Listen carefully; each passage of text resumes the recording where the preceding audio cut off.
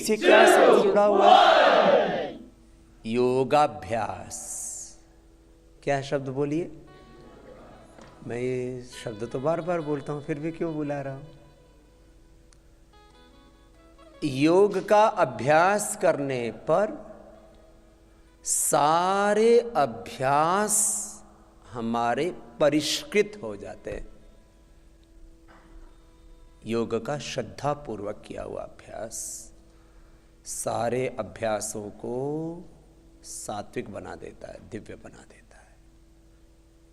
रजोगुण में जीने का अभ्यास, तमोगुण में जीने का अभ्यास, इससे हम मुक्त हो जाते हैं।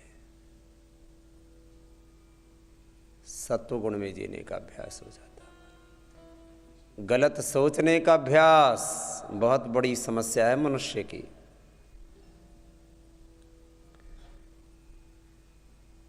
गलत सुनने का अभ्यास,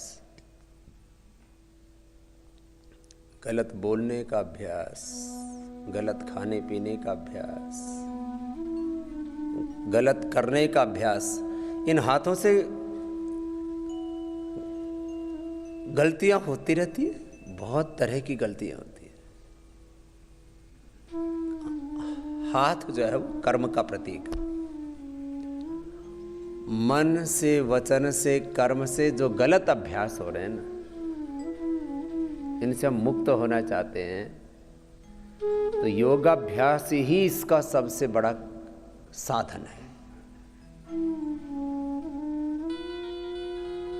योगाभ्यास करने से ज्ञान के स्तर पर गलत सोचने का, गलत विचारने का,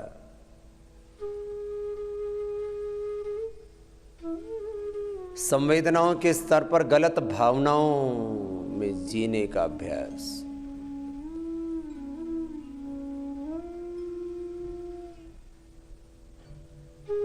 रॉन्ग थॉट्स,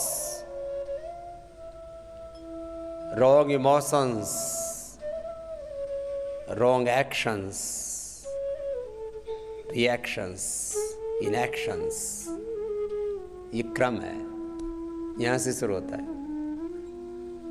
रॉन्ग थॉट्स, फिर इधर आता है रॉन्ग इमोशंस, रॉन्ग एक्शन, उसी को रिएक्शन, इनएक्शन, ये सबसे बड़ी समस्या है। योगाभ्यास करने से ततः क्षीयते प्रकाशवणम, चित्त शुद्ध हो जाता है। भगवान बुद्ध ने भी अपने चित्त की शुद्धि के लिए योगाभ्यास किया। सब ऋषि मुनियों ने, योगियों ने, तपस्वियों ने, सिद्धों ने प्राणायाम परमम तप, सबसे बड़ा तप जिसको कहते हैं हमारे ऋषियों ने तप त्याग किया। और पतंजलि योगपीठ क्या है? ये तप त्याग की भूमि है।